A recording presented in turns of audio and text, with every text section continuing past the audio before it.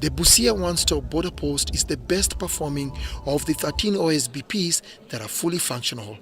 This is according to Frank Matsert, the Chief Executive Officer, Trademark East Africa. We looked at the small businesses here in the region and in the city rather, in the town, and it's really prospered. The volume of trade has really grown, and actually BUSIA has become quite a transshipment point for particularly grains and fish to then be bulked up and sent over the border. So we're thinking of doing more to make that trade grow even more. It is the fastest in terms of efficiency.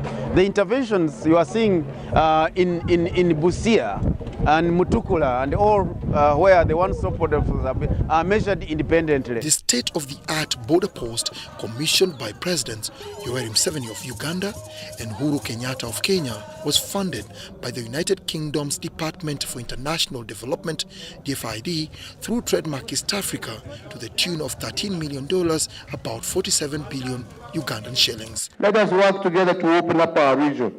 That is the way to bring true prosperity to our people, instead of putting false borders that only ensure poverty is entrenched in our place.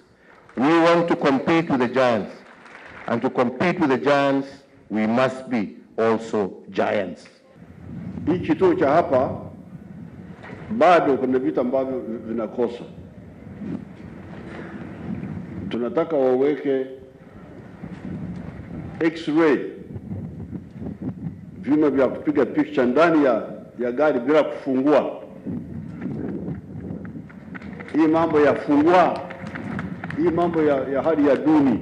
Kenya is Uganda's biggest trade partner in the region, and borders such as BUSIA and Malaba are critical in improving the business environment and competitiveness. After the commissioning of the BUSIA OSBP, the focus now of the two governments and their development partners is on completing the construction of the Malaba one-stop border post. We were surprised to see the state of the infrastructure there. I must tell you, I'm not happy with that. It's not fit for purpose. We need to do a lot to improve that.